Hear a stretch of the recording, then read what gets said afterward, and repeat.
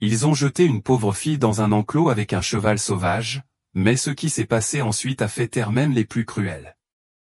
Quand Anna s'est retrouvée enfermée avec l'animal craint de tous, un don spécial s'est éveillé en elle et a transformé non seulement sa vie, mais toute la communauté.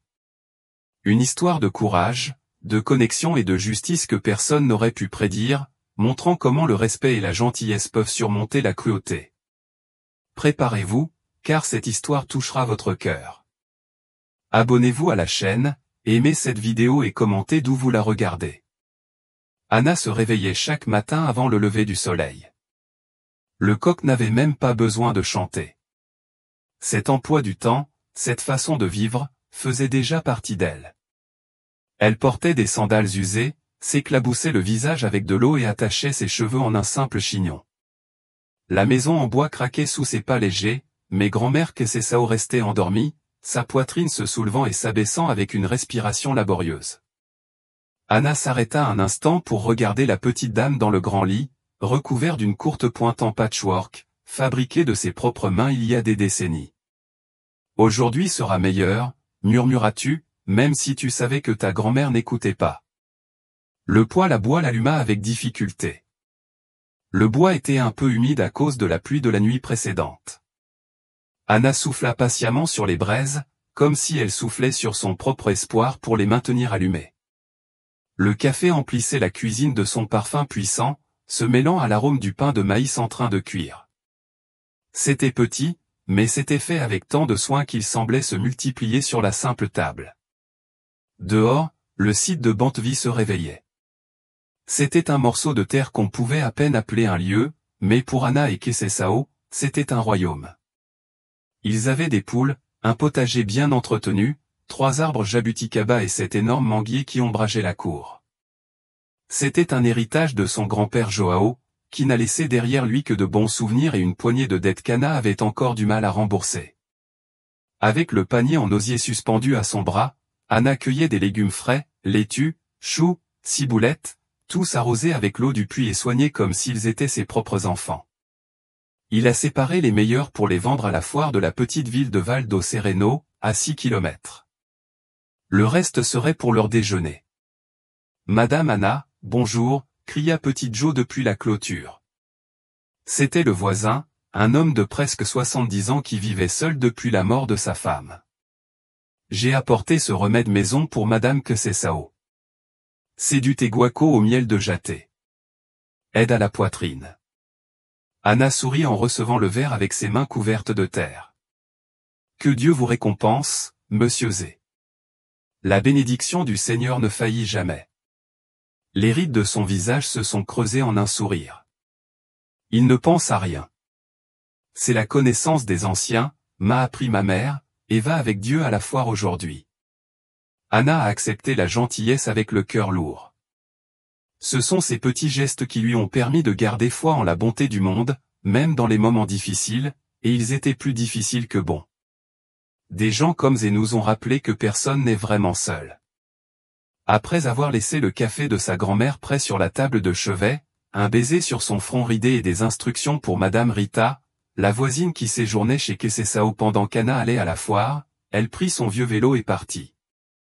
6e au dos, le ciel commence à s'éclaircir et cette sensation familière d'une boule dans la gorge. La foire était son gagne-pain, mais aussi son tourment. Val do Sereno était une ville qui portait le poids de sa propre histoire. Les familles traditionnelles contrôlaient tout, la terre, les commerces, même les fêtes religieuses. Anna, fille d'une mère célibataire, élevée par sa grand-mère, portait le fardeau de ne pas appartenir à ce cercle de noms de famille importants. Sur la place centrale, les marchands étaient divisés entre ceux de l'extérieur. Anna appartenait au 2e groupe, toujours relégué dans les coins, loin de l'ombre des arbres, en réponse au soleil brûlant. Le magasin de légumes est arrivé, annonça Donna Margarida en riant sans humour. Elle était propriétaire de l'épicerie la plus fréquentée de la place. Tu devras rester dans le coin aujourd'hui. Il y a une place disponible pour la nouvelle boutique du docteur Ricardo. Anna ravala sa frustration. Le chant signifiait moins de mouvement, moins de ventes, moins d'argent pour les médicaments de grand-mère, mais il n'y avait pas le choix. Il installa son petit étal dans l'espace prévu à cet effet, en organisant les légumes par couleur, comme il l'avait appris de sa grand-mère. Vert clair avec vert clair, vert foncé avec vert foncé. Nous mangeons d'abord avec les yeux, Anna disait toujours que c'est Sao. La journée s'éternisa, il réussit à vendre moins de la moitié de ce qu'il avait apporté.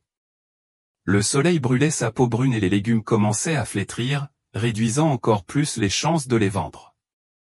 C'est à ce moment-là que les voitures noires sont arrivées, leurs puissants moteurs ronronnant. De là sont nés des hommes portant des chemises chères et des femmes portant des talons hauts.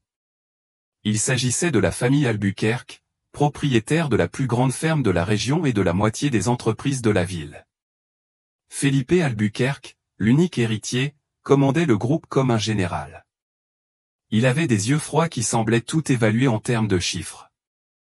Dès son plus jeune âge, il avait appris que l'argent achetait le respect et que le respect maintenait les gens à leur place. Regardez ce que nous avons ici. Sa voix transperçait l'agitation de la foire comme un rasoir. La petite fille de Donna que c'est Sao essaie toujours de vendre ses feuilles fanées. Les rires autour étaient comme des pierres. Anna gardait les yeux baissés, comptant mentalement jusqu'à 10, comme sa grand-mère le lui avait appris. « Bonjour, monsieur Felipe. J'ai du chou frais et de la laitue nouvelle. Et qui voudrait acheter ça ?» Il a donné un coup sec à une feuille de chou. Je parie que même les animaux n'en mangeraient pas, Anna déglutit sèchement. Chaque mot était un coup, mais elle ne pouvait pas riposter. Felipe était le fils de l'homme qui avait prêté de l'argent à son grand-père, argent qu'elle remboursait encore chaque mois avec des intérêts qui semblaient se multiplier. « Allez les gars, nous devons assister à l'inauguration », a crié l'une des femmes en tirant Felipe par le bras. Il rit une dernière fois et partit, laissant Anna avec le visage brûlant de honte et de colère. Tout autour, les gens faisaient semblant de n'avoir rien vu. C'était la façon de faire de Valdo Sereno. Les puissants dictaient les règles et les autres baissaient la tête. Lorsque l'horloge de l'église a sonné 4 heures, Anna a commencé à économiser le peu qui lui restait. C'est à ce moment-là qu'il a remarqué la fille. Elle devait avoir environ 7 ans, avec des cheveux bouclés attachés en tresses mal faites et de grands yeux curieux. Elle portait une robe qui avait connu des jours meilleurs. « Jeune dame », appela-t-il d'une voix faible, « combien coûte ce chou ?» Anna regarda l'enfant puis le chou fané. « Normalement, je facturerais $2 pour le pack, mais la fille n'avait clairement pas l'argent. »« Celui-ci ?» Anna a pris le meilleur paquet qui restait. « Celui-ci est spécial. Il faut un sourire et une histoire. » Les yeux de la fille s'écarquillèrent. Puis il sourit si largement qu'il lui manqua 2 dents de devant. « Sérieusement, je sais raconter des histoires. Alors raconte-moi une pendant que je fais mes bagages. » Et ainsi, alors que le soleil commençait à se coucher et que la place commençait à se vider, Anna entendit parler de princesses qui sauvaient des dragons au lieu d'être sauvées, d'un chien qui ne parlait qu'à ceux qui avaient un cœur pur, et d'étoiles qui descendaient sur terre pour jouer avec les enfants la nuit. Quand elle eut fini de tout ranger, Anna donna à la fille non seulement le chou, mais aussi une tête de laitue et quelques carottes. « Quel est ton nom ?» Anna a demandé. « Aurora », répondit la petite fille en serrant les légumes dans ses bras comme s'ils étaient des trésors, comme la princesse. « Eh bien, Aurora, tu m'as beaucoup aidé aujourd'hui. Reviens quand tu voudras d'autres histoires ou des légumes. » De retour à la maison avec le vélo plus léger qu'elle ne l'aurait souhaité, Anna avait au moins le cœur un peu plus plein. Aurora lui a rappelé que même les mauvais jours, il y a toujours de la place pour la gentillesse. Ara Albuquerque se dressait au sommet de la colline comme un château médiéval, veillant sur ses sujets. D'immenses portes en fer forgé, des champs verdoyants et des chevaux pur sang valent plus que de nombreuses maisons de Valdo Sereno. C'était la fierté et la joie de Felipe, un symbole du pouvoir que sa famille exerçait depuis des générations. Ce samedi après-midi, Eoporobara était plein. Des amis de la capitale sont venus pour ce que Felipe a appelé un week-end à la campagne, ce qui en réalité signifiait des boissons chères, des discussions sur l'argent et l'exhibition de biens. Entre rires tonitruants et coupes de champagne, le groupe s'est amusé aux dépens des locaux. C'était juste avant, les gars, vous auriez dû voir son visage aujourd'hui, fit Felipe en faisant un geste, imitant ce qu'il imaginait être l'expression d'Anna. C'est comme s'ils ne connaissaient même pas leur place. Marcos, un ami d'université et désormais partenaire commercial, a pris une longue gorgée de sa boisson. Est-ce que tu t'en prends encore au plouc? Je pensais que c'était amusant pour les adolescents. C'est la tradition, Felipe Rio. Mon père l'a fait, mon grand-père l'a fait. C'est presque un rite de passage pour les Albuquerque. La conversation fut interrompue par l'un des employés, venu dire que Tempestad, l'étalon noir nouvellement acquis, causait des problèmes. L'animal, acheté une fortune lors d'une vente aux enchères à l'étranger, était magnifique mais capricieux. Aucun dresseur ne pouvait s'approcher sans être accueilli par des coups de pied. Laisse-moi voir ce démon. Felipe se dirigea vers l'enclos où l'animal était isolé.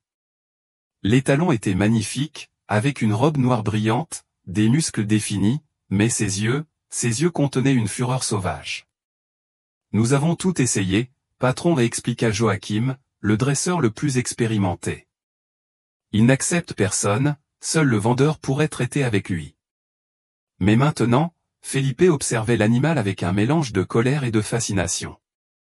J'avais dépensé une petite fortune pour lui et l'idée que je ne pouvais pas l'apprivoiser était inacceptable. Chaque animal a son prix, Joachim, et chaque animal a son point faible. C'est à ce moment-là que le groupe d'amis s'est approché. Entre les commentaires sur l'apparence du cheval et les blagues sur son tempérament, une idée perverse a commencé à se former dans l'esprit de Felipe. Il se souvenait de la fille à la foire, de la façon dont elle avait baissé la tête, ravalant l'humiliation. « Je veux proposer un pari, » annonça-t-il, les yeux brillants de malice. « Ils disent que ce cheval est indomptable. Voyons si c'est vrai. » Le lendemain, dimanche matin, Anna était de nouveau sur la place, non pas pour vendre, mais pour acheter les médicaments de sa grand-mère dans la seule pharmacie ouverte le dimanche. Il compta soigneusement les pièces, s'assurant qu'il en avait suffisamment. C'est à ce moment-là qu'il entendit son nom. Anna. Anna de la ferme. La voix de Felipe semblait étrangement amicale, la faisant se figer sur place. Il s'est approché en souriant, accompagné de deux personnes qu'elle ne connaissait pas. Quelle coïncidence de vous trouver ici. Anna serrait le sac en tissu plus fort contre son corps, comme s'il s'agissait d'un bouclier. Bonjour, monsieur Felipe. Écoute, je voulais m'excuser pour ce qui s'est passé hier, dit-il à sa surprise. C'était impoli et inutile. La méfiance grandit dans la poitrine d'Anna. D'accord, répondit-elle prudemment. En fait, je voulais faire une proposition, continua-t-il. J'ai un problème au haras et ils ont dit que tu avais un don avec les animaux. Est-il vrai que vous avez aidé la jument de Tiao à avoir un poulain? Anna hocha lentement la tête. La naissance difficile de la jument de Monsieur Tiao avait eu lieu 3 mois plus tôt. Elle a aidé parce que le vétérinaire de la ville était absent et personne d'autre ne savait quoi faire. De quoi avez-vous besoin? Demanda-t-elle, toujours méfiante. J'ai un nouveau cheval, un étalon de valeur, mais il est nerveux. Personne ne peut s'approcher. Je suis prêt à bien payer pour votre aide. La mention du paiement fit battre le cœur d'Anna. L'argent pour les médicaments ne couvrirait que la moitié du traitement de la grand-mère. Mais pourquoi la chercherait-il? Pourquoi moi? Avez-vous des maîtres expérimentés? Felipe haussa les épaules, comme si la question n'était pas pertinente. Nous avons tout essayé. J'ai réfléchi à différentes approches. Ils disent que tu as un don. Anna a résisté. Quelque chose dans la situation ne semblait pas normal, mais la nécessité parlait plus fort. Combien paieriez-vous? Il a mentionné un montant qui ferait toute la différence pour elle et sa grand-mère. Cela permettrait non seulement de payer les médicaments, mais aussi de réparer le toit qui fuit. Quand as-tu besoin que je vienne? Demanda-t-il finalement. En ce moment sourit Felipe. Ma voiture est là-bas. Cela ne prendra pas plus d'1 heure, je vous le promets. Contre tous les avertissements de son intuition, Anna accepta.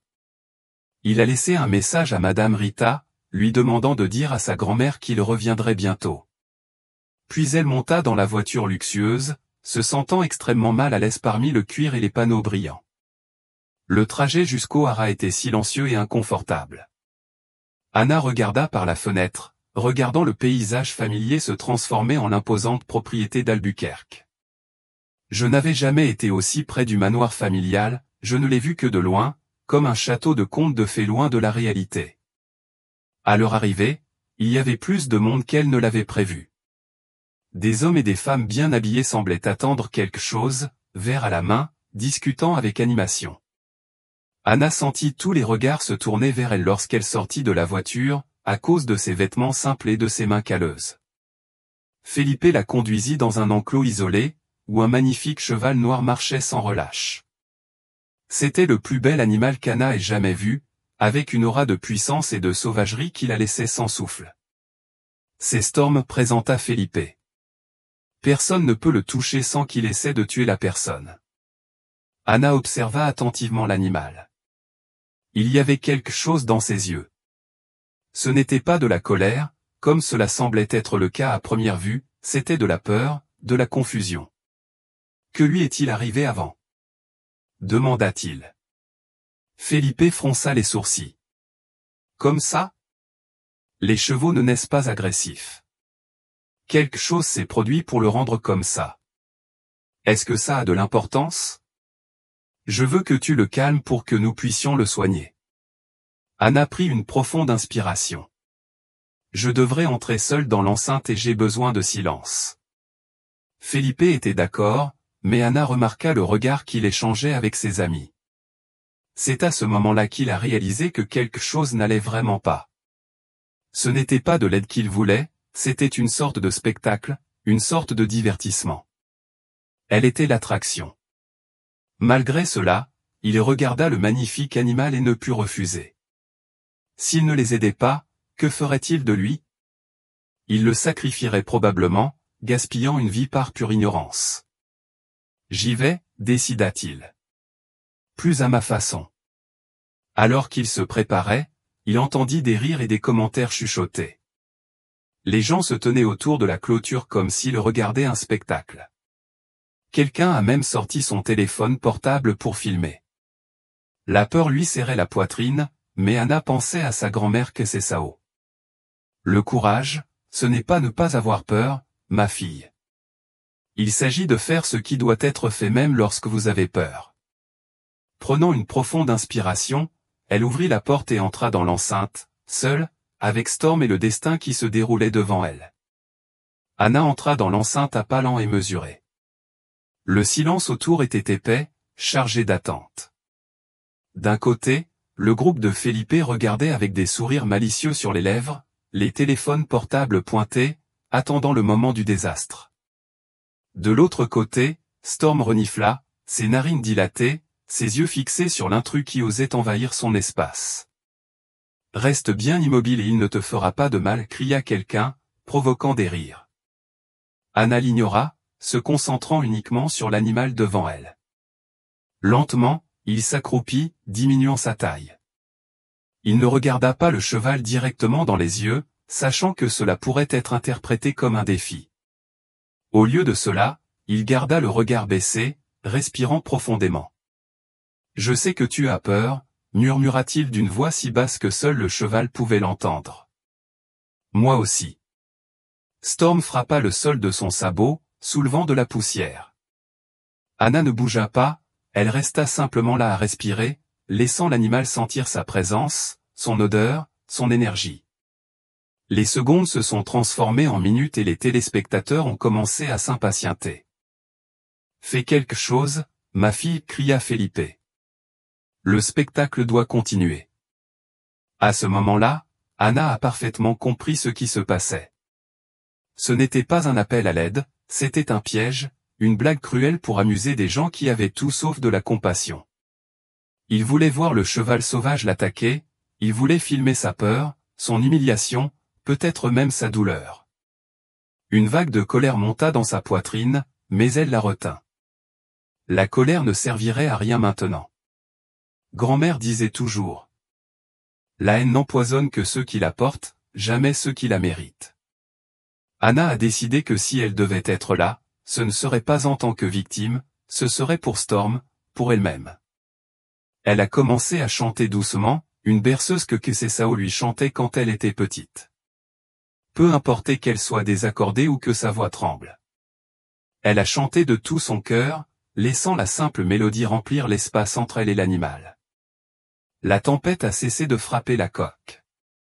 Ses oreilles tressaillirent, captant les sons doux. Anna continua à chanter, maintenant assise sur le sol poussiéreux, les mains sur ses genoux.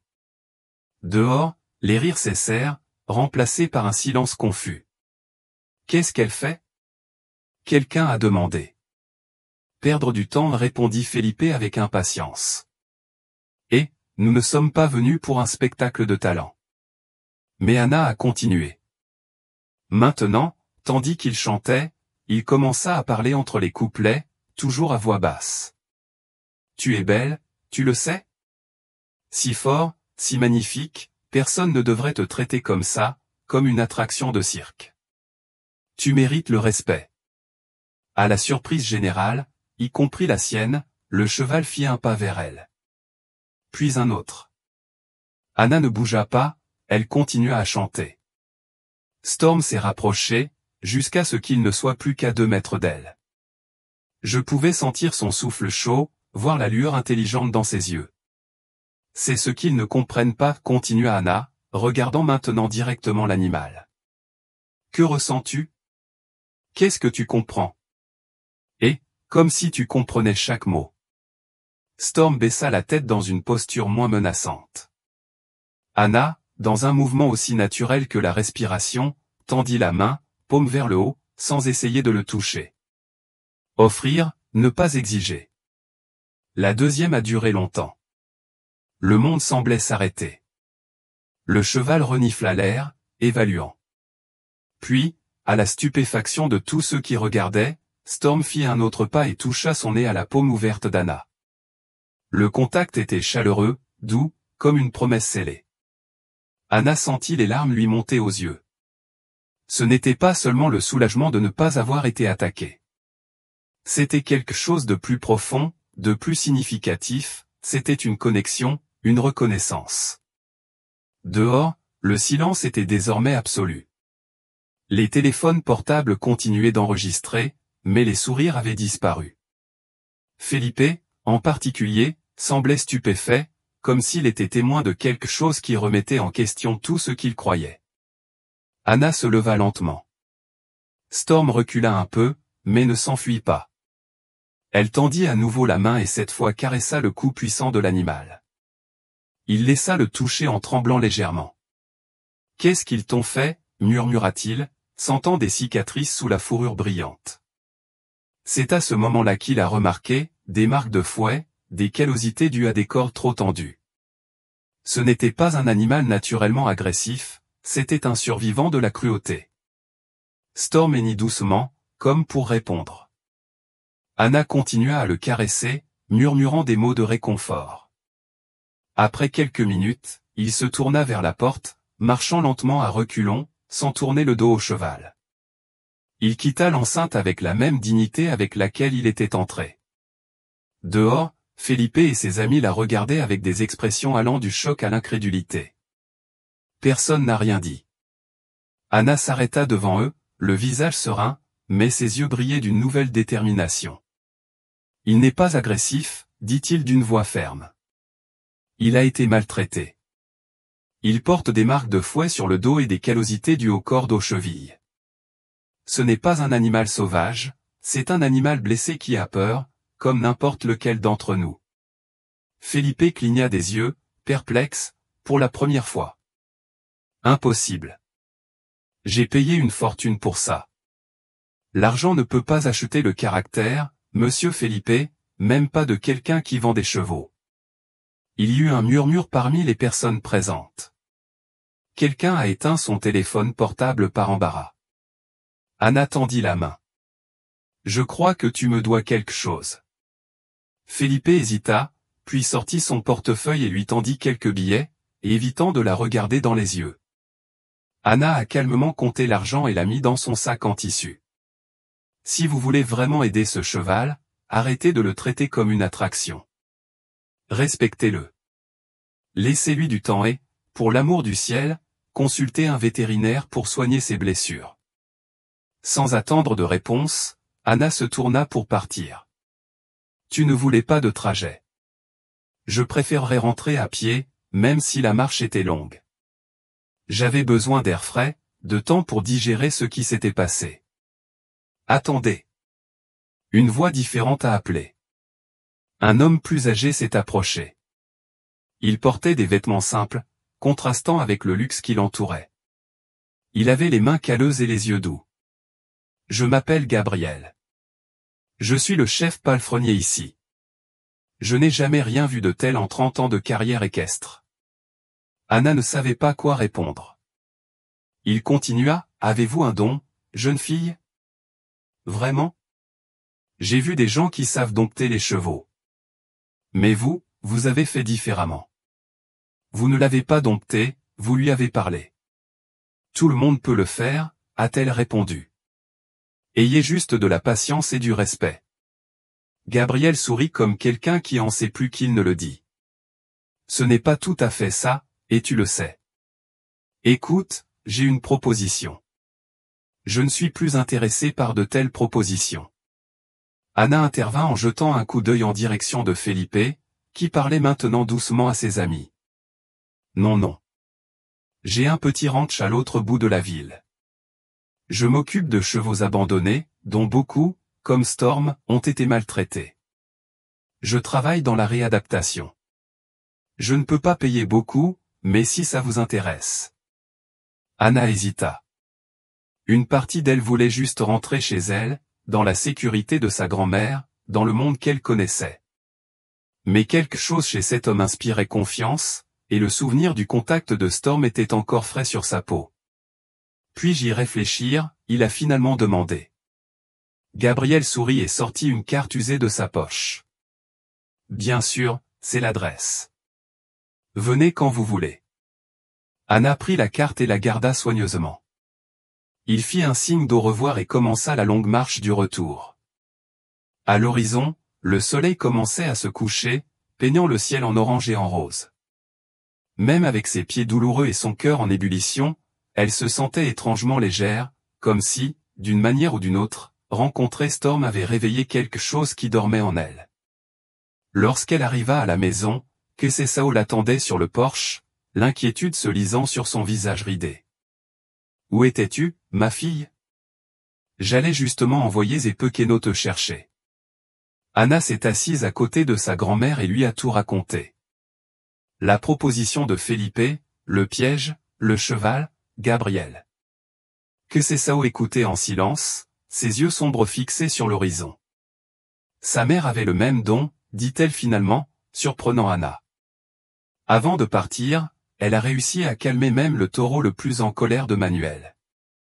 Anna entendait rarement parler de sa mère, partie alors qu'elle n'avait que 3 ans.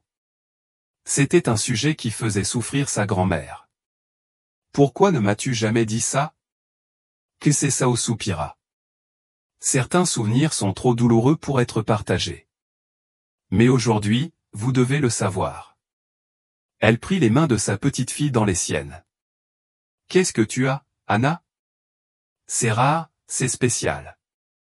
Ne laisse personne te convaincre du contraire. » Cette nuit-là, Anna dormit sans repos, rêvant de chevaux noirs et de chants sans fin.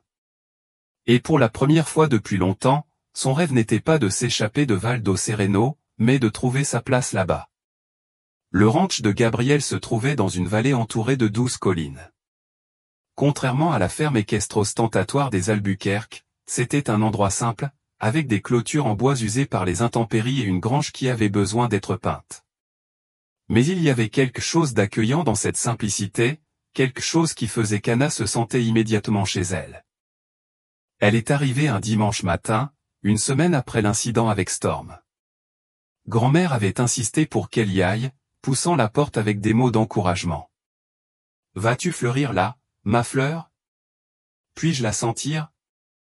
Gabriel l'accueillit avec un sourire chaleureux, lui offrant un café fort qui rappellerait à Anna ce que préparait sa grand-mère. Bienvenue au ranch Recomeço, dit-il en faisant un geste large qui englobait les enclos et les pâturages. Ce n'est pas grand-chose, mais c'est honnête. Anna a observé l'endroit. 5 chevaux paissaient paisiblement, de taille et de couleurs variées.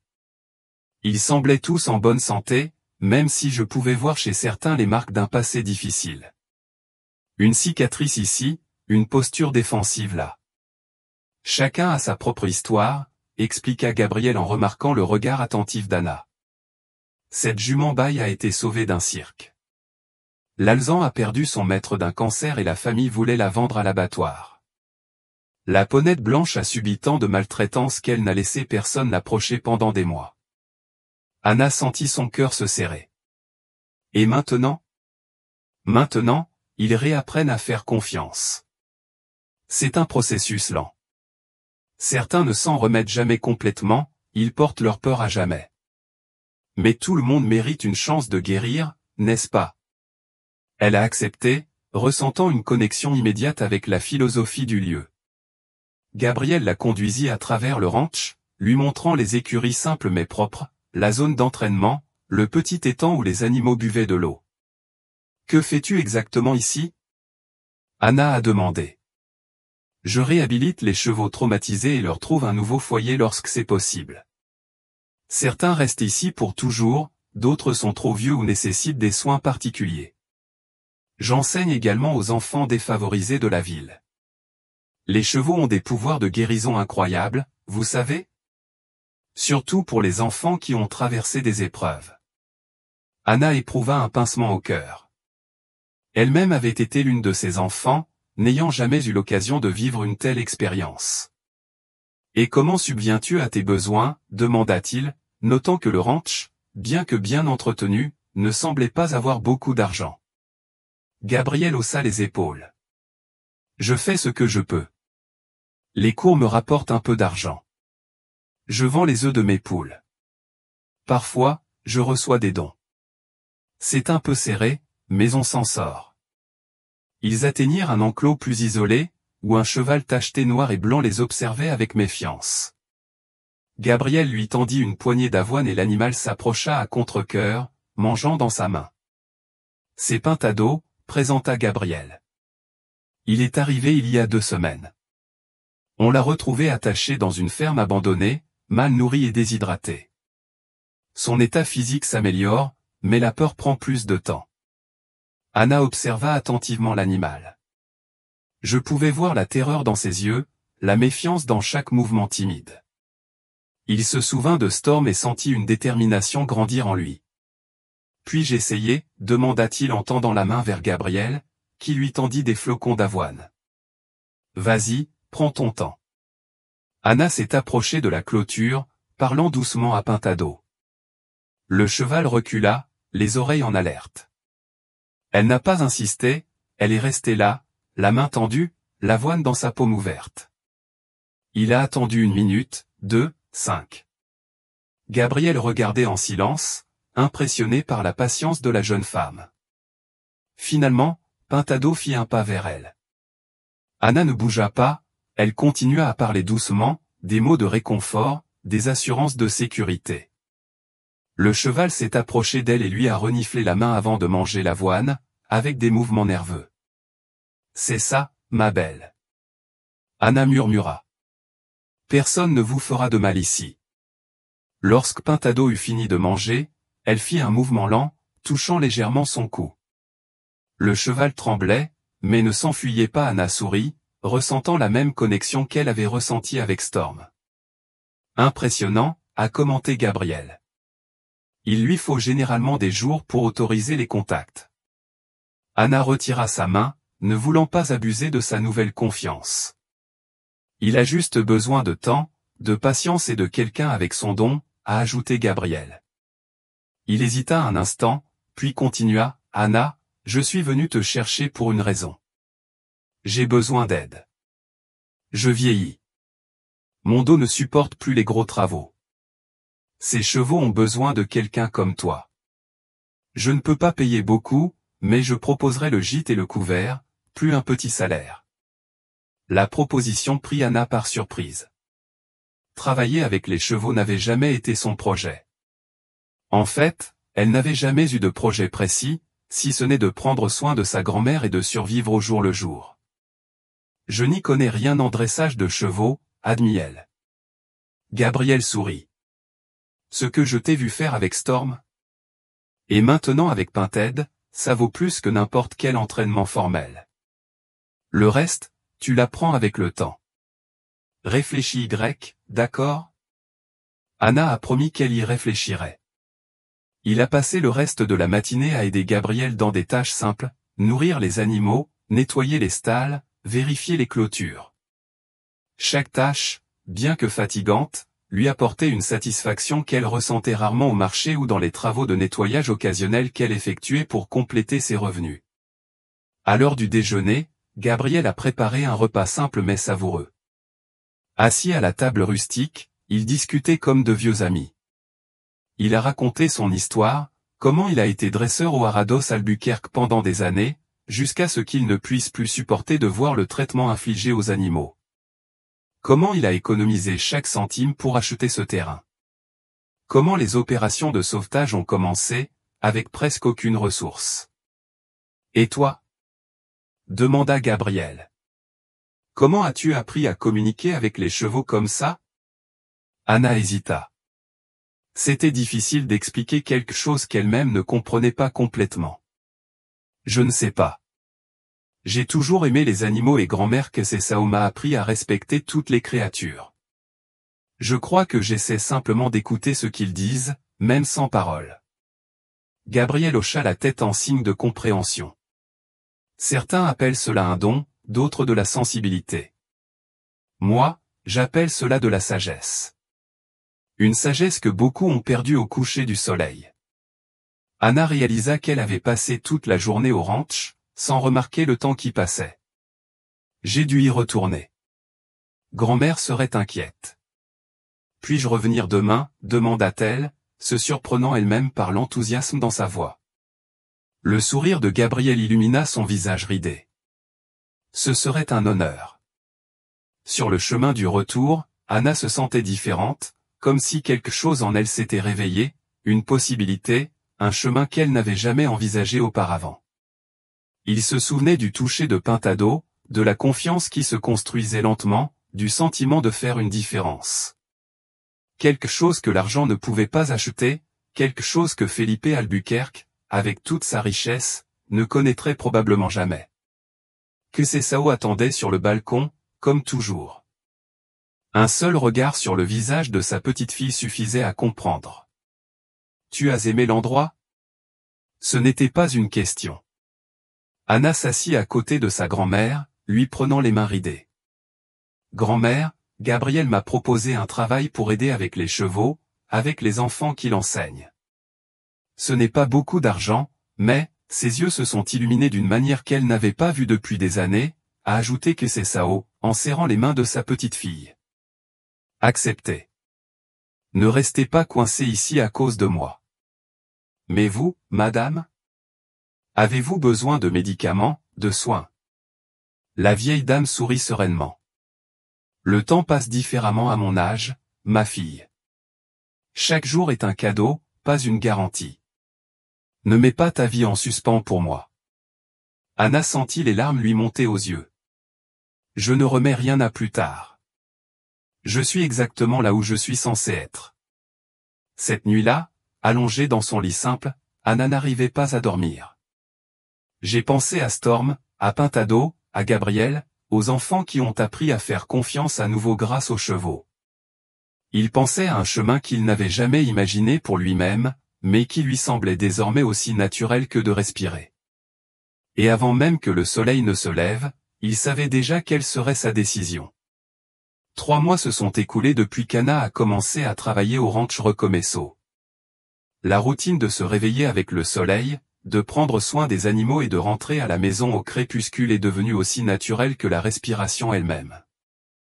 Ses mains, déjà calleuses à force de travailler au jardin, portaient maintenant de nouvelles marques du brossage des crinières, du nettoyage des stalles, du transport du foin, mais c'étaient des marques qu'il portait avec fierté.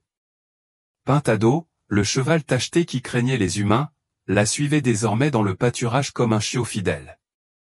Les enfants qui venaient au ranch pour des cours gratuits le samedi l'adoraient, et il leur rendait étonnamment leur affection. C'était le premier cas de réhabilitation complète qu'Anna pouvait pleinement considérer comme le sien.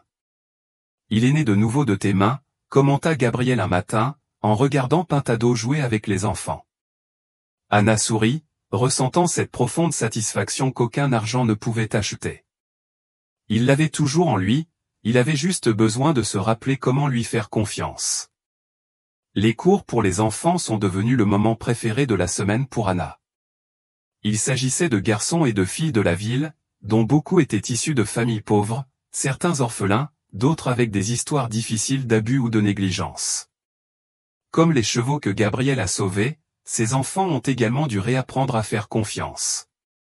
Aurora, la fille qu'Anna avait rencontrée à la foire, était une présence constante. Ses grands yeux brillaient à chaque fois qu'il montait Pintado et son rire résonnait dans la vallée comme une musique. « Anna, quand je serai grande, je veux être comme toi » déclara Aurora un après-midi, après avoir terminé son cours. Anna sentit son cœur se serrer d'émotion. Être une référence pour quelqu'un était une responsabilité qu'il n'aurait jamais imaginé assumer. « Tu seras bien meilleur que moi » répondit-il en ajustant les tresses de la petite fille. Il a un grand cœur. À Bent, Kesesao a observé les changements chez sa petite fille avec des yeux sages. Anna marchait désormais d'un pas plus ferme, parlait avec plus d'assurance, souriait plus souvent. Le petit salaire que Gabriel payait n'était pas grand-chose, mais avec ce qu'ils parvenaient encore à obtenir du jardin, ils avaient de quoi se soigner et vivre dignement. Ce à quoi personne ne s'attendait, cependant, c'est la nouvelle qui est arrivée un jeudi après-midi pluvieux. Gabriel fait irruption dans l'écurie où Anna nourrit les chevaux. Le visage pâle, les mains tremblantes, tenant un papier. « Anna, je viens de recevoir ça. » Elle prit le document, sentant un frisson lui parcourir le dos avant même de le lire. Il s'agissait d'un avis officiel sur le papier à en-tête du cabinet d'avocats d'Albuquerque. Ils prétendent que ce terrain présente des irrégularités dans la documentation et explique à Gabriel, la voix tremblante. Ils disent qu'une partie du terrain appartient à leur ferme et que nous devons le libérer dans les 30 jours. Anna relut le document, son indignation grandissant à chaque ligne. Ça ne peut pas être légal. Avez-vous un acte? Avez-vous payé pour ce terrain? J'ai l'acte. Oui, mais ces cas peuvent durer des années, Anna. Des années que nous n'avons pas et ils ont de l'argent pour les meilleurs avocats. Anna fixa le vieux gardien, voyant pour la première fois le poids des années sur ses épaules voûtées. Gabriel avait tout consacré à ce ranch, à ses animaux. Tout perdre maintenant serait dévastateur. Pourquoi ferait-il ça? Pour l'instant? Gabriel soupira, passant sa main sur son visage fatigué. Felipe Albuquerque était ici hier, pendant que vous rameniez les enfants à la maison. Je voulais acheter Pintado. Il a proposé un montant absurde. Quand j'ai refusé, il est devenu furieux. Il a dit que je le regretterais. Anna sentit son sang bouillir. C'était donc ça. La vengeance, pure et simple. Felipe ne supportait pas d'être contredit, il n'acceptait pas de réponse négative et maintenant il utilisait son pouvoir et son argent pour détruire quelque chose de beau simplement parce qu'il ne pouvait pas l'avoir. Nous ne laisserons pas cela arriver, déclara une nouvelle détermination, se solidifiant dans sa poitrine. Mais les semaines suivantes prouvèrent que la bataille serait plus dure qu'il ne l'imaginait. Gabriel a consulté un avocat, le seul qu'il pouvait se permettre. Les nouvelles n'étaient pas encourageantes. Les Albuquerque avaient trouvé une faille, un chevauchement de terre sur de vieilles cartes de la région. C'était une affaire mineure, mais entre les mains d'avocats compétents, elle pouvait se transformer en une affaire qui traînait pendant des années. Et en attendant, ils peuvent obtenir une injonction pour nous empêcher d'utiliser le terrain, explique l'avocat, un homme d'âge moyen aux yeux fatigués. Vous devez vous préparer à cette éventualité.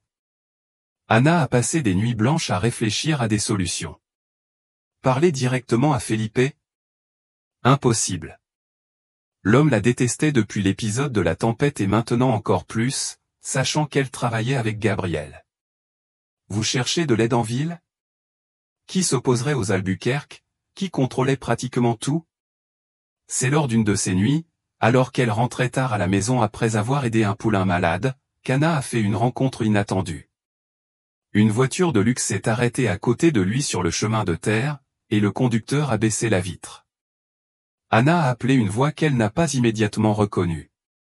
C'était Luya Albuquerque, la mère de Felipe. Anna l'avait rarement vue. La femme vivait pratiquement recluse dans le manoir familial depuis la mort de son mari. Elle était élégante, avec des cheveux gris parfaitement coiffés et des yeux qui exprimaient une profonde tristesse.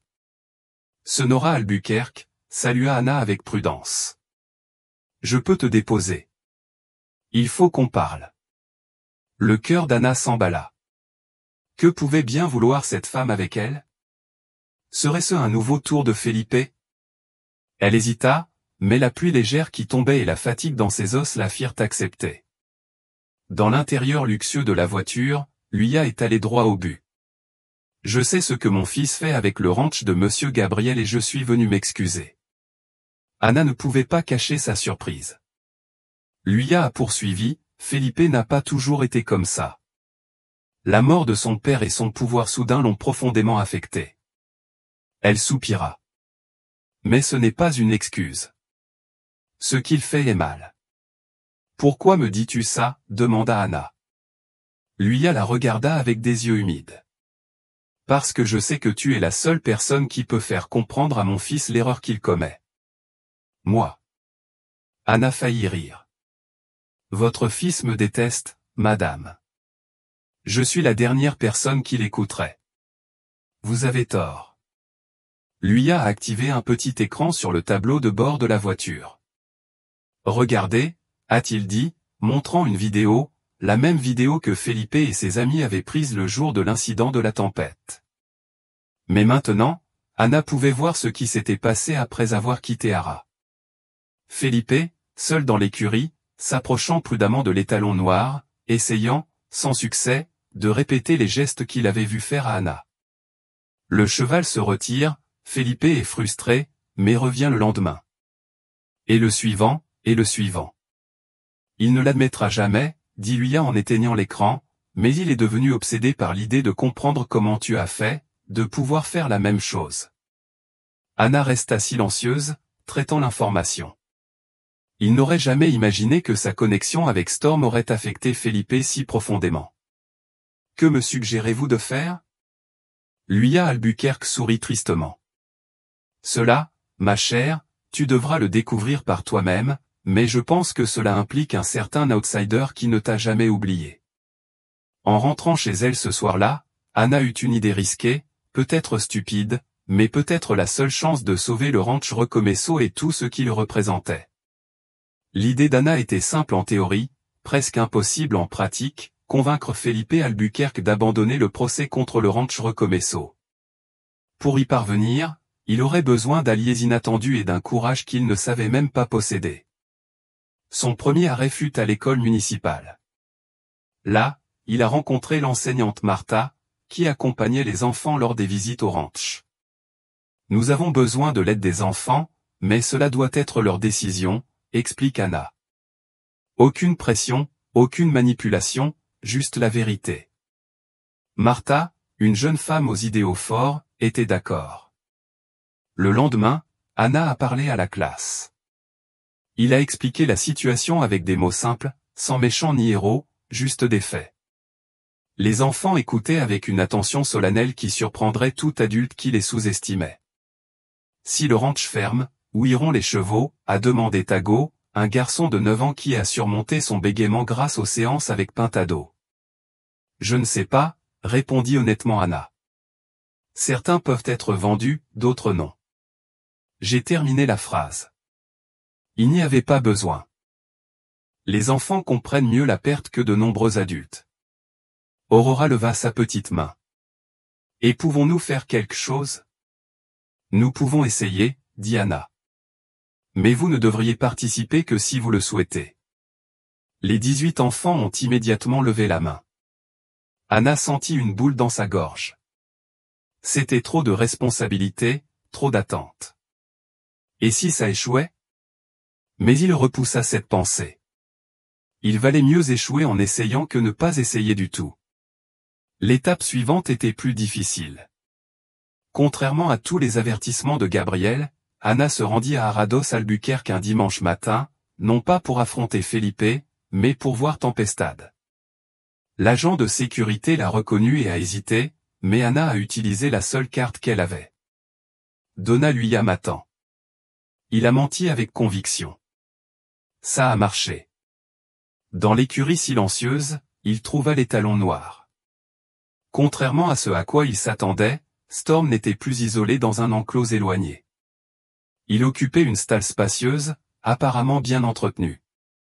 Quand il la vit, le cheval hennit doucement et s'approcha des barreaux. « Vous souvenez-vous de moi ?»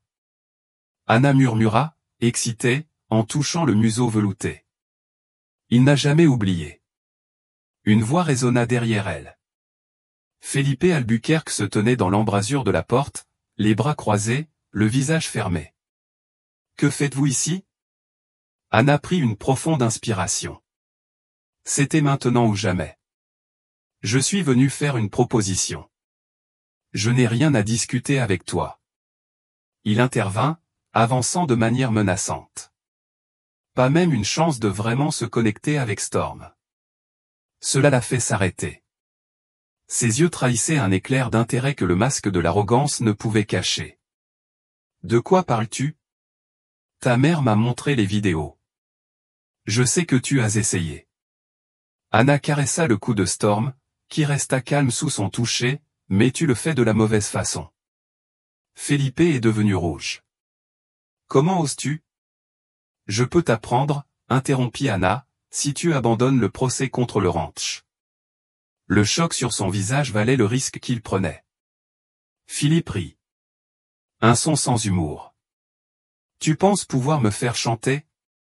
Ce n'est pas du chantage, c'est un échange. » Anna le regarda droit dans les yeux, sans peur. « On obtient quelque chose qu'on ne peut pas acheter. Le ranch continue de sauver des vies. Tout le monde y gagne. Qu'est-ce qui te fait penser que je me soucie de ce cheval ? » Il a défié. Mais ses yeux le trahirent, se tournant vers Storm. « Parce qu'il est magnifique et parce qu'au fond de toi tu sais qu'il y a plus de valeur à gagner sa confiance qu'à le posséder. » Felipe était silencieux, le conflit visible sur son visage. Il a finalement dit, « Je vais y réfléchir maintenant.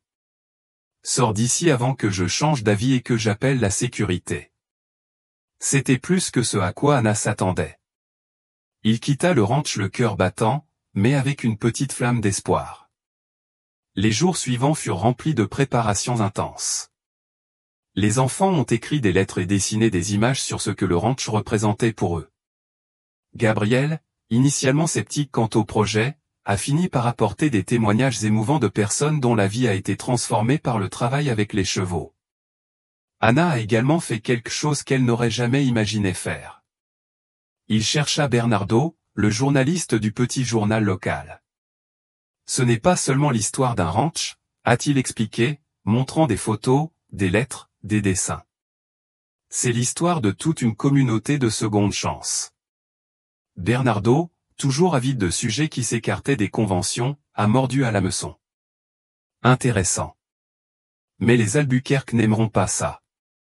Il est peut-être temps que Valeo et Sereno aient plus d'une voix, a lancé Anna. L'article est sorti mercredi et occupait la première page. Redémarrer le ranch. Plus qu'un abri pour chevaux, un refuge pour les âmes. Les photos montraient des enfants souriant sur le dos de chevaux autrefois maltraités. Témoignages émouvants de famille, la transformation de Pintado d'un animal effrayé en un doux compagnon. Et, plus important encore, il racontait l'histoire du procès intenté par les Albuquerque, remettant en question les véritables motivations qui se cachent derrière. C'était comme jeter une pierre dans un lac calme. Les cercles de conversation se sont rapidement répandus dans toute la ville. Des gens qui n'avaient jamais dénoncé la famille la plus puissante de la région en parlaient désormais ouvertement sur les places, dans les bars et dans les églises. Mais le véritable test aura lieu samedi. Ce jour-là, Anna a organisé une manifestation ouverte au ranch. il a invité toute la ville, y compris notamment la famille d'Albuquerque. Je ne savais pas si Felipe viendrait, mais je devais essayer. Le soleil s'était à peine levé et il y avait déjà des voitures garées le long du chemin de terre qui menait au ranch. Des gens qu'Anna ne connaissait que de vue, de nouveaux visages, des familles entières. Des enfants, vêtus de t-shirts faits main portant le nom du ranch, ont guidé les visiteurs en leur expliquant le travail qui s'y déroule. Gabriel, ému, serra la main d'Anna. Même si ça ne marche pas, vous avez déjà accompli quelque chose d'extraordinaire. Vous avez rassemblé la ville. Au centre du ranch, un grand cercle avait été préparé. Là, les enfants montraient ce qu'ils avaient appris. Pas de tour ou de cascade, mais une véritable communication, un respect mutuel entre l'humain et l'animal. Aurora fut la première à guider Pintado avec seulement des gestes doux. Le cheval autrefois craintif se déplaçait avec grâce et confiance, répondant au moindre contact, au moindre murmure. Le public a applaudi avec joie. D'autres enfants se sont présentés, chacun démontrant un aspect différent du travail effectué au ranch. Anna regardait l'entrée nerveusement. Aucun signe des Albuquerque. C'est à la fin du dernier numéro qu'un murmure parcourut la foule. Une voiture noire brillante venait de s'arrêter. Luisae, à la surprise générale, Felipe Albuquerque s'en sont sortis. Anna prit une profonde inspiration. C'était le moment de vérité. Mesdames et messieurs, a annoncé Gabriel dans le micro improvisé, pour clôturer notre manifestation d'aujourd'hui, Anna de Bentley Pintado fera une présentation spéciale. Anna entra dans le cercle, le cœur battant, mais ce n'était pas Pintado. Elle était suivie d'une remorque et à l'intérieur se trouvait Storm.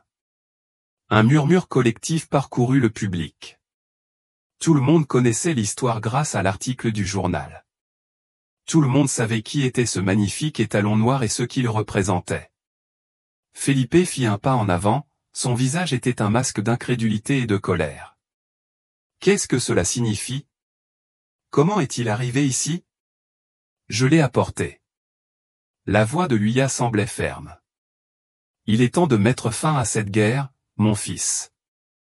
Anna a ouvert la remorque et, à la stupéfaction générale, Storm est sorti calmement, s'approchant d'elle comme un vieil ami, sans attache, sans licol, juste une pure confiance. Maintenant, tout dépendait de ce qui allait se passer ensuite. Le silence qui s'abattait sur le ranch était si épais qu'on pouvait entendre le vent bruisser l'herbe. Tous les regards alternaient entre Anna, la majestueuse Tempestade, et Felipe Albuquerque, dont le visage révélait une tempête d'émotions contradictoires. « Qu'est-ce que tu comptes faire avec ça ?» demanda Felipe, gardant sa voix basse mais pleine de tension. Anna caressa le cou de Storm, qui resta calmement à côté d'elle, comme s'ils étaient seuls au monde. « Je vais te montrer ce que tu essaies de détruire, répondit-il simplement. Puis il s'est tourné vers la foule. Ce cheval est arrivé à la ferme d'Albuquerque, marqué par la violence. Personne ne pouvait le toucher. Tout le monde le craignait. Elle s'arrêta, regardant directement Felipe. Tout le monde, sauf quelqu'un qui comprenait sa douleur. Un murmure parcourut les personnes présentes. Beaucoup connaissaient déjà l'histoire à travers le journal, mais la voir sous leurs yeux, incarnée par la figure imposante de Tempestade, a donné une nouvelle dimension au récit. Ce ranch, poursuivit Anna, la voix de plus en plus forte, n'est pas seulement un lieu pour les chevaux. C'est un sanctuaire où les âmes brisées trouvent la guérison, où des enfants comme Aurora où elle désigna la jeune fille souriante dans la foule découvrent qu'ils peuvent à nouveau faire confiance, où des animaux comme Pintado, le cheval tacheté qui s'approcha comme s'il était appelé, apprennent que tous les humains ne causent pas de douleur. Luya Albuquerque fit un pas en avant et posa une main sur l'épaule de son fils. Felipe, écoute ce qu'elle a à dire. L'homme semblait déchiré entre la colère et une curiosité qu'il ne pouvait cacher. Ses yeux se fixèrent sur Storm, sur la façon dont l'animal suivait chaque mouvement d'Anna avec une confiance absolue. « Tu veux apprendre » dit Anna, non pas comme une question, mais comme une affirmation. « Je veux comprendre ce que j'ai fait ce jour-là dans l'enclos, ce que je continue à faire ici tous les jours. » Felipe ne répondit pas, mais son silence était une réponse suffisante. Ce n'est pas de la magie, continua Anna. Ce n'est pas un don surnaturel. C'est quelque chose que nous pouvons tous faire si nous sommes prêts à abandonner notre fierté et notre peur. Elle tendit la main vers lui.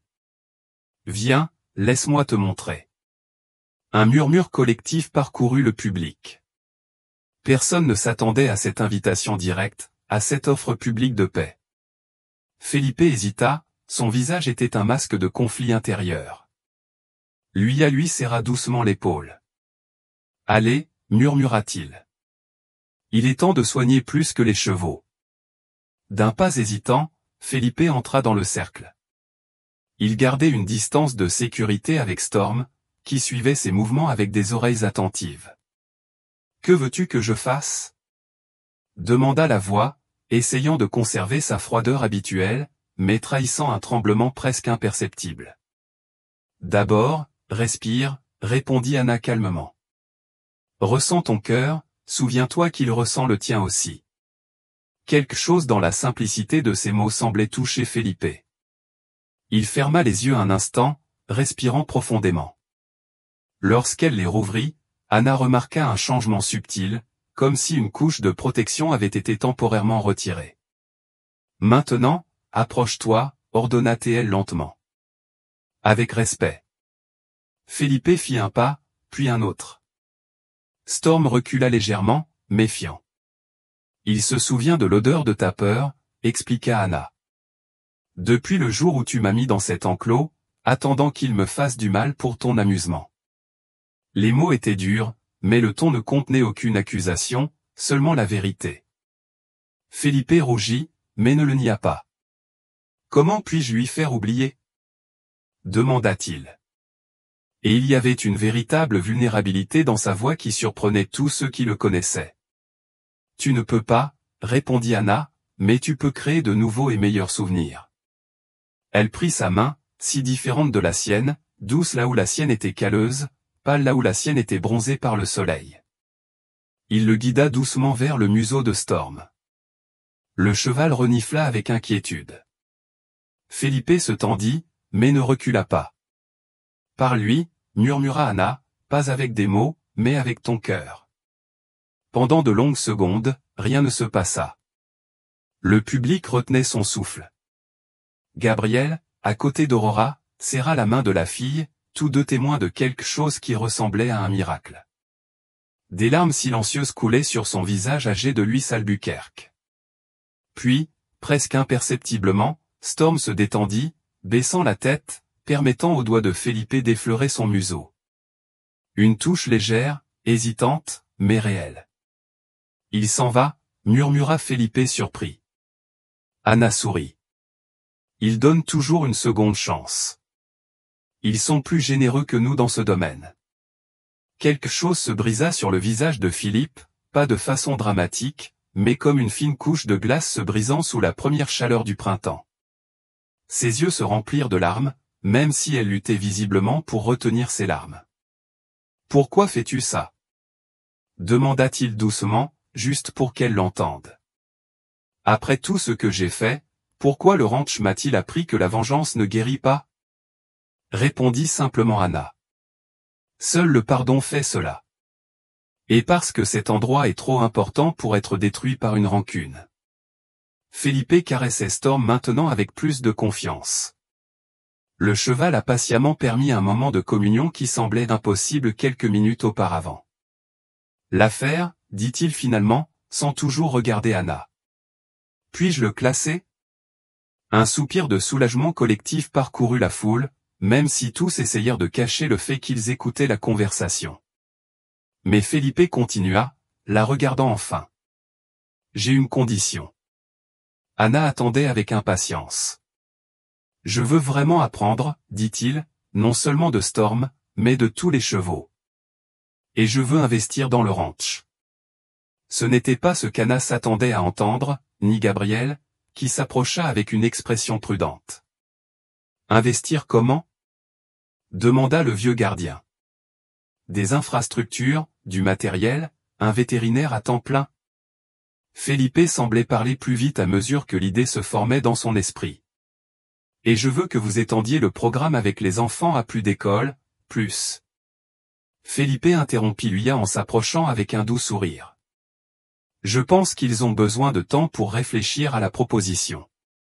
Anna et Gabriel échangèrent des regards. Il y avait de la méfiance dans les yeux du gardien, compréhensible après tout, mais il y avait aussi de l'espoir. Les possibilités qu'un tel partenariat pourrait ouvrir pour le ranch, pour les animaux, pour les enfants. Nous ne voulons pas de charité, dit finalement Gabriel. Et nous n'allons pas changer notre façon de travailler. Je ne demande même pas ça, répondit Felipe, étonnamment humble. Je veux apprendre de vous et peut-être que le ranch peut bénéficier des ressources que je peux offrir. Aurora, qui regardait tout avec de grands yeux, ne pouvait contenir son excitation. Cela veut-il dire que le ranch ne fermera pas? Que nous pouvons continuer à venir? Felipe regarda la fille, et quelque chose dans son excitation sincère sembla le toucher. Si cela dépend de moi, petit, cet endroit ne fera que grandir. Alors que la foule commençait à bavarder avec enthousiasme, absorbant les implications de ce dont elle venait d'être témoin, Anna s'éloigna un peu, emmenant Storm avec elle. J'avais besoin d'un moment pour comprendre ce qui s'était passé, l'ampleur de la transformation dont j'avais été témoin. Gabriel la rejoignit. Tu le crois? Demanda-t-il à voix basse. Anna regardait Felipe, désormais entouré d'enfants curieux, répondre aux questions avec une patience qu'il n'avait jamais montrée auparavant. Je crois en ce que j'ai vu aujourd'hui, répondit-il, et au pouvoir que cet endroit a de transformer les gens. Le vieux gardien hocha la tête et passa un bras autour de ses épaules. Ta grand-mère doit être fière. Anna sourit en pensant à Kesesao. Elle a toujours dit que l'eau douce sur la roche dure. Ça frappe tellement que ça se casse, ajouta Gabriel en riant. Dans le ciel, des nuages blancs glissaient paisiblement. Un vent doux transportait le parfum de l'herbe fraîche et les promesses d'un nouveau départ. Anna ressentait une paix qu'elle n'avait jamais connue auparavant, non pas la paix de quelqu'un qui gagne une bataille, mais de quelqu'un qui trouve un chemin vers la réconciliation. Elle savait que le chemin à parcourir serait encore semé d'embûches. La confiance devrait se construire jour après jour, mais aujourd'hui, dans ce cercle de terre, un petit miracle fragile était né. Et, comme toute naissance, elle apportait avec elle l'espoir d'un monde meilleur. Un an s'est écoulé depuis cette manifestation à Rancho Recomeço, qui a tout changé. Les saisons ont complété leur cycle, apportant pluie et sécheresse, fleurs et feuilles mortes, et avec elles des transformations que peu de gens auraient pu prédire. Anna, désormais directrice du programme éducatif du Rancho, a regardé le nouveau panneau à l'entrée, Rancho Recomeço, centre d'écothérapie et de réadaptation. À côté de lui, Pintado attendait patiemment, comme toujours. Le cheval tacheté, autrefois effrayé, était désormais le symbole vivant du travail accompli ici. Vous pensez au voyage? Demanda Gabriel en s'approchant d'un pas plus lent qu'auparavant, s'appuyant sur une canne sculptée que les enfants lui avaient fabriquée à Noël dernier. Anna sourit en pensant à la façon dont les choses pourraient changer en si peu de temps. Et ils avaient vraiment changé. Le ranch était presque méconnaissable. De nouvelles écuries, une clinique vétérinaire moderne, une arène couverte pour les jours de pluie. Le troupeau s'est agrandi jusqu'à compter 22 chevaux sauvés, chacun avec sa propre histoire de souffrance et de rédemption. Et le programme éducatif dessert désormais plus de 60 enfants par semaine, issus de toutes les écoles de la région. Tout cela grâce à l'investissement et, étonnamment, au travail direct de Felipe Albuquerque. Il arrive aujourd'hui, n'est-ce pas? Demanda Gabriel, interrompant ses pensées. Anna hocha la tête. Felipe revenait d'un cours intensif d'écothérapie à Sao Paulo. Il s'était mis en route, déterminé à apporter de nouvelles techniques et de nouvelles connaissances au ranch. Une transformation que personne n'aurait pu imaginer chez l'homme arrogant d'avant. Voilà, tu es impatiente de le voir, commenta Anna. Le changement le plus significatif dans sa vie fut le transfert de Kesesao dans la petite maison construite sur la propriété du ranch. À mesure que la santé de la vieille femme se détériorait, il devenait de plus en plus difficile de la laisser seule à la ferme. La solution est venue lorsque Felipe a proposé de construire une maison abordable, adaptée aux besoins de la dame. Au début, Anna a refusé. L'orgueil parlait encore fort, mais Kesesao, avec sa simple sagesse, l'a convaincue. Ma fille, quand la vie nous offre un pont, nous ne demandons pas qui l'a construit, nous le remercions et le traversons. Et c'est ce qu'ils firent. Le site de Bantvi a été entretenu, désormais pris en charge par Ze Pequeno et sa nouvelle épouse, Donna Rita. Une autre rencontre inattendue que le temps nous a offerte. Mais le cœur des deux femmes était désormais au ranch, où Kesesao était devenue une sorte de grand-mère collective pour les enfants et une conteuse dont tout le monde recherchait les paroles de sagesse. Le bruit d'une voiture qui approchait interrompit ses réflexions. C'était Felipe qui revenait de la capitale. À côté d'elle dans le véhicule, à la surprise d'Anna, se trouvait Aurora, maintenant âgée de 8 ans, qui discutait avec animation. Il est venu la chercher à l'école, expliqua Gabriel. Je crois que j'avais une surprise à montrer. La voiture s'est garée et Felipe est sorti avec un large sourire, si différent de l'expression arrogante qu'il avait habituellement. Aurora sauta juste derrière, rebondissant pratiquement d'excitation. Anna, Gabriel, vous ne croirez pas ce que nous avons appris, s'exclama la fille en courant vers eux. Felipe s'est approché plus calmement, portant un dossier rempli de documents. Nous avons trouvé un programme parfait pour élargir notre travail avec les enfants handicapés, a-t-il annoncé sans détour. Et Aurora a eu l'idée la plus brillante sur la façon d'adapter la formation. Anna remarqua comment il disait « notre travail », comment le ranch était devenu autant le sien que le leur. Un partenariat improbable qui s'est transformé en quelque chose de magnifique. On en parlera autour d'un déjeuner, suggéra Gabriel. Donna Kesesao a préparé cette soupe de manioc que tu aimes tant, Felipe. Le groupe se dirigea vers la maison principale, où l'arôme de la nourriture faite maison se répandait déjà, faisant gargouiller l'estomac de tout le monde.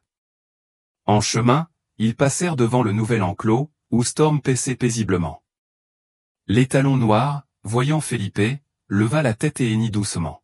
« Bonjour, vieil ami » murmura Felipe en se tournant pour saluer l'animal.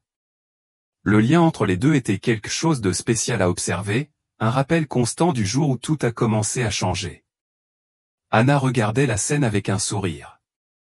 Si quelqu'un vous avait dit il y a un an que vous seriez témoin de cette amitié entre l'homme et l'animal, entre Felipe et tout le monde au ranch, vous auriez pensé que c'était impossible. Et pourtant, ils étaient là. Le déjeuner a été animé, Aurora dominant la conversation, expliquant avec enthousiasme comment les chevaux pouvaient aider les enfants autistes à mieux communiquer. La fille, si timide lorsqu'Anna l'a rencontrée pour la première fois, débordait désormais de confiance et de détermination.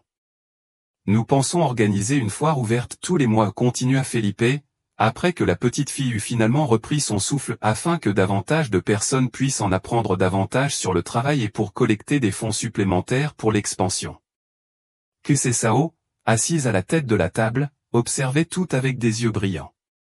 Alors que son corps s'affaiblissait, son esprit semblait grandir, comme s'il absorbait la joie qui l'entourait. « Vous avez construit quelque chose de précieux ici, » dit la vieille femme, sa voix tremblante mais ferme. Quelque chose qui continuera longtemps après nous. C'était vrai. Le ranch était devenu plus qu'un lieu. C'était un mouvement, un symbole de transformation qui a commencé à inspirer des projets similaires dans les villes voisines. Après le déjeuner, tandis que Gabriel montrait à Felipe le nouvel équipement de la clinique vétérinaire et qu'Aurora jouait avec les autres enfants qui arrivaient pour les cours de l'après-midi, Anna emmenait Kesesao faire un tour dans son fauteuil roulant autour du pâturage. « Grand-mère, » dit Anna en s'arrêtant à l'ombre d'un arbre feuillu, « avais-tu imaginé que ce jour-là, où ils m'ont jeté avec Storm, finirait par nous amener ici ?» Kesesao sourit en prenant la main de sa petite fille. La vie se déroule rarement en ligne droite. Ma fille est pleine de courbes qu'on ne peut pas prévoir. L'important est la façon dont nous réagissons aux surprises que cela apporte. Anna sentit son esprit réfléchir à tous les rebondissements que son propre chemin avait pris. La jeune fille blonde autrefois humiliée et craintive était désormais une femme confiante et respectée qui faisait une réelle différence dans le monde qui l'entourait.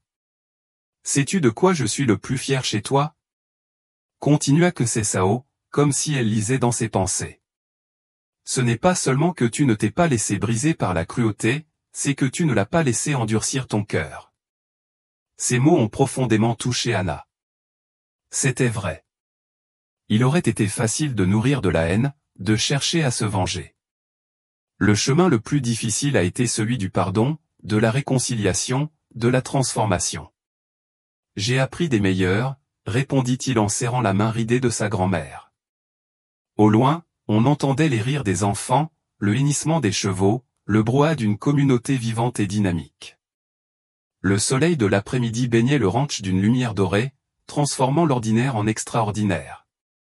À ce moment-là, Anna savait avec une certitude absolue qu'elle était exactement là où elle était censée être, que tous les chemins, même les plus douloureux, avaient mené à ce lieu d'accomplissement. Gabriel apparut à l'horizon, leur faisant signe de rejoindre le groupe. Un nouveau cheval sauvé était arrivé, effrayé et méfiant. Ils auraient besoin de toute la patience et de tout l'amour qu'ils avaient cultivé. Regarde la flamme, Anna sourit à sa grand-mère, se préparant à revenir. Va, ma fille, répondit calmement Sao. Faites ce pourquoi vous êtes née. Anna repoussa le fauteuil roulant avec le cœur plein. Le vent doux caressait son visage comme une bénédiction, apportant avec lui le parfum de la terre, des fleurs sauvages, de la pluie lointaine. Au-dessus, un ciel bleu infini s'étendait comme une promesse. Et tout autour, le ranch vibrait de l'énergie de toutes les vies qui avaient été touchées, transformées, rachetées. C'était ça, réalisa Anna, la véritable signification du Rancho Recomeço. Pas seulement un nouveau départ, mais la possibilité continue de renouvellement qui existait dans chaque cœur, humain ou animal. Alors qu'elle marchait, légère et déterminée, vers le nouveau défi, Anna savait que le voyage ne finirait jamais vraiment. Il y aura toujours plus de cœurs à guérir, plus de ponts à construire, plus de vies à transformer. Et c'était le plus beau cadeau de tous. Si l'histoire d'Anna et son lien avec Storm vous ont touché le cœur, commentez ce qui vous a le plus ému. Était-ce la sagesse de grand-mère Sao, la transformation de Felipe ou ce moment magique avec le cheval sauvage? Laissez votre like pour renforcer notre communauté d'histoires qui réchauffe l'âme. Inscrivez-vous pour recevoir plus d'histoires de dépassement et partagez-les avec cet ami qui a besoin d'espoir aujourd'hui. N'oubliez pas que, comme Anna nous l'a enseigné, le pardon transforme les vies. Que Dieu bénisse abondamment votre famille et protège votre foyer, apportant paix et sagesse.